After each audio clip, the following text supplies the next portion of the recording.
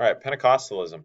In Acts chapter 2, the Holy Spirit empowered the apostles to speak in tongues so that they could witness Jesus Christ to foreign Jews gathered in Jerusalem for the annual festival. Maybe that's a story that you remember. So that speaking in tongues language is something that Christians argue about. What does it mean? Paul talks about it in 1 Corinthians 12 and 14. You see it show up not only in Acts 2, but also at least a couple times later in Acts. I think it shows up in Acts 10 or 11 in there. And what is it? Well, in Acts 2, it was definitely human languages, right? They were speaking human languages that foreign Jews who had learned these other languages knew, but the apostles didn't know them until the Holy Spirit miraculously gave them the power to know them. And now they are speaking languages they didn't know a moment ago. And that's the speaking in tongues or dialectos that Luke writes about in Acts chapter 2. But when Paul talks about it in 1 Corinthians 12, 13, 14, he uses the phrase, if I speak in the tongues of angels, I speak in the tongues of men, and some people have thought when Paul said the tongues of angels, maybe he didn't just mean in human languages. Maybe he also meant angelic language, right? Like this not understandable language unless the Holy Spirit empowers you to suddenly speak it.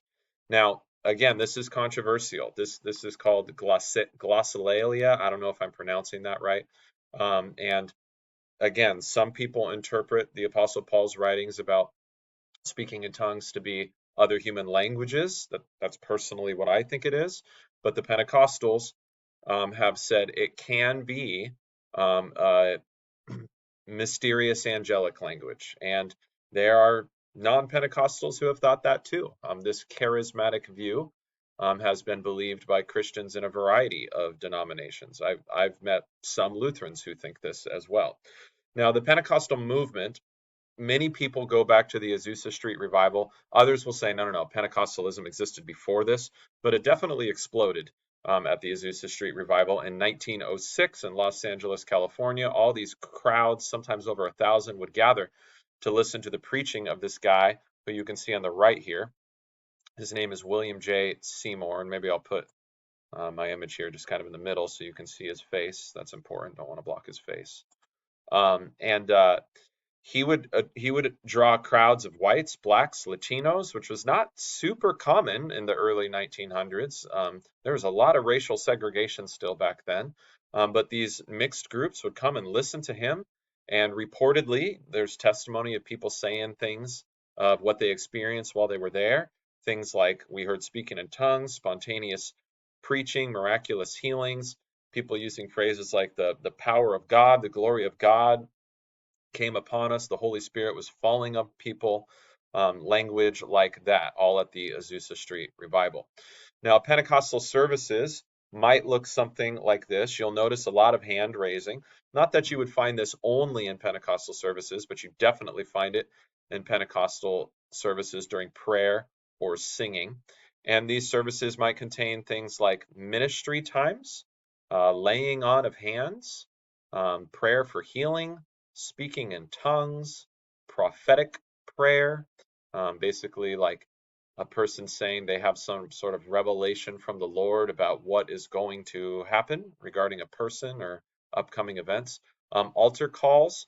Remember, we talked about how in Methodism, and this is in Baptist theology too, and it's in Pentecostal theology for sure, people might be called up in order to give their life to Christ. Well, in Pentecostalism, it might not only be giving their life to Christ, it might be some other reason too for altar calls. Spontaneous spirit-led moments, the idea like the Holy Spirit just comes upon a Christian and moves them to speak or do something that they wouldn't have had not the Holy Spirit come upon them in that special way.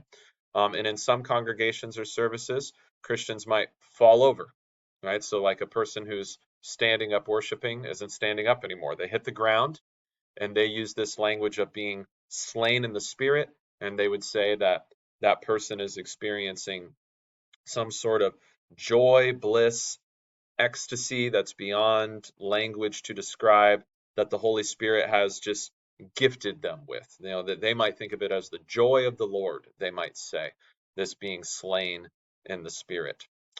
Pentecostal distinctives. What do they believe? Right, you're already hearing some of it. Baptism of the Holy Spirit is the main idea. So it's this distinct post-conversion experience in which the believer is empowered by the Holy Spirit. Again, like you're already a Christian, you already have the Holy Spirit, but then after that, the Holy Spirit comes upon you in some fuller, empowering way. And this is not the same as your conversion. It's distinct from that.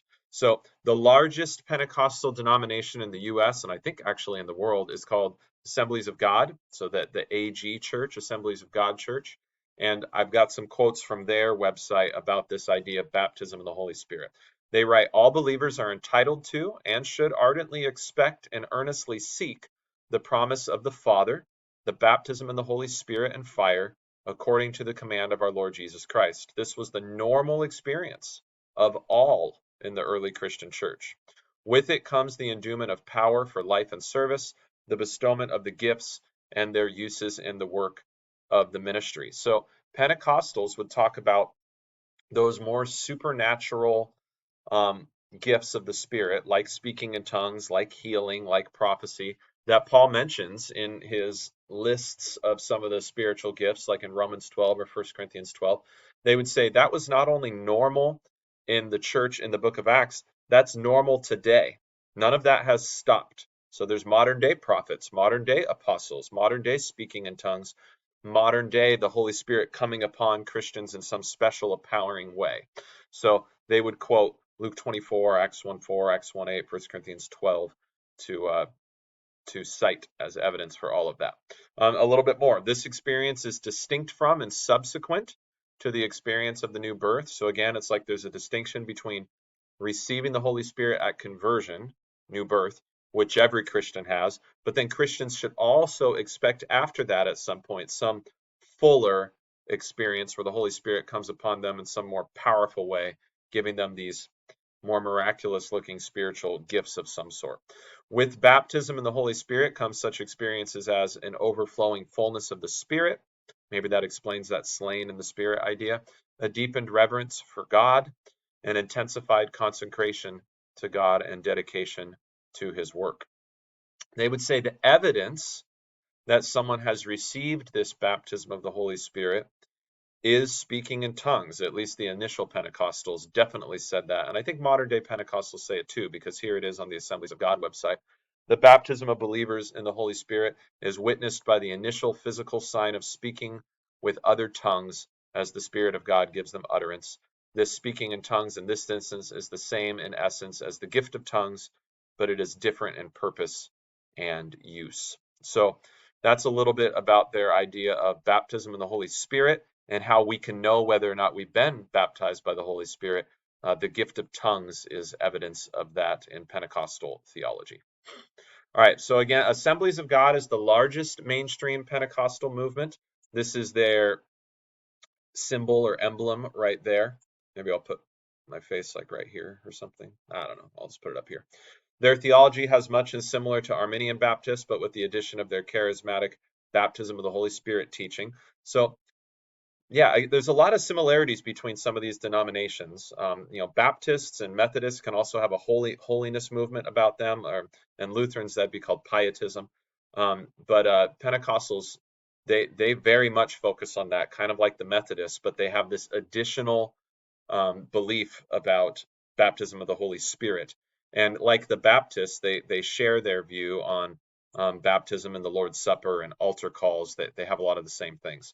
Now, not all Pentecostals are Trinitarian. So this next paragraph is important. There is something called the United Pentecostal Church. There was this oneness Pentecostal theology that came from a guy named John Shep in 1913, and that's still around. He was an Assemblies of God preacher, but he says by special revelation, the Lord told him that the Father, Son, and Holy Spirit are not distinct persons, but the same person. The ancient church said that's something called modalism, and they rejected it as heresy. But John Shep said he received this by revelation from God. So this oneness doctrine was something that other Assemblies of God preachers went, no, we don't believe in that. We're Trinitarians like the rest of the church since the beginning. So some people followed Mr. Shep, Pastor Shep, and others did not. and this caused a splintering within the Assemblies of God. Some people broke off and formed their own Pentecostal churches, and then later some of those oneness Pentecostal churches merged and formed the United Pentecostal Church. And this is their emblem or symbol in the bottom left, the whole gospel to the whole world, United Pentecostal Church. All right, just not about a specific denomination, but just about a current social issue or three. Who can be a clergy within these churches? Who can be a pastor or a priest or a bishop? Um, Regarding homosexual clergy first. So a person who says, I am same-sex attracted, and whether or not they act on that, so they're openly gay, or they don't act on that, so they live a celibate lifestyle while experiencing same-sex attraction. Denominations have different positions on whether or not that person would be allowed to be a pastor or priest within their denomination. The Episcopalians were the first to ordain as priests openly gay, not so practicing non-celibate clergy. The ELCA, that's the big liberal Lutheran denomination in America, they will also ordain openly gay clergy, but they're supposed to be celibate. They're not supposed to be practicing homosexual behavior. The United Methodists are currently arguing about this right now, and it's a big argument between the large Methodist group in Africa and then the large Methodist group in America and the West. In America they're very for it, and in Africa they're very against ordaining homosexual clergy. The Presbyterian Church USA, PCUSA, they will ordain openly gay, non-celibate clergy. The more conservative Presbyterian denomination, the PCA, they will not. And there are also homosexual Roman Catholic priests. You can find them talking about it on YouTube, but it is against official Roman Catholic teaching. So that's drama, I guess, within Roman Catholic Church. Denominations I'm not listing here, I'm pretty sure they don't allow homosexuals to be clergy, right? So like the LCMS, which is what Crean Lutheran is associated with, we would not have ordaining of homosexual men to be pastors, and neither would the Eastern Orthodoxy or really any other group except the ones I mentioned, I think. Women clergy, what about females? Can females be pastors or priests within the denomination? Episcopalians, again, we're kind of first on board with this. The ELCA absolutely have women pastors. On the right here, I have an image of Elizabeth Eaton. She is the fourth and current presiding bishop of the ELCA. So she's like the head pastor of the Evangelical Lutheran Church of America, the large liberal Lutheran church in America. The United Methodist Church has women pastors. The Presbyterian Church USA has women pastors. Assemblies of God has women pastors. I think that's a more recent decision in the past decade or so. I'm not positive on that. I'd have to look up the history. And then again, a more current social issue is transgender. So usually a biological male who identifies as a woman, but it could be vice versa. Can they be a pastor within a denomination? I looked it up just today, and Episcopalians, yes, they have transgender clergy. ELCA does, the United Methodist Church does, and the Presbyterian Church USA does as well. There might be other groups that do, but again, sometimes when people use the phrase conservative church, liberal church, sometimes these are the current social issues that they're talking about of, what makes them conservative, what makes them liberal. My bottom line on that would be, does your church teach that the Bible is the Word of God? Every single word of it from start to finish. None of it is just the words of men. All of it is the inspired Word of God and cannot be messed with, twisted by human theologians. If that's your view, then you're a theological conservative, no matter which denomination you're in. And if that's not your view, if you think the Bible has human errors in it, then you're a theological liberal. To me, that would be the dividing line. All right, if you want to learn more about any of these denominations that we looked at, here's some websites you can go to, or some confessions, some documents you can look at to learn more about these churches. God bless.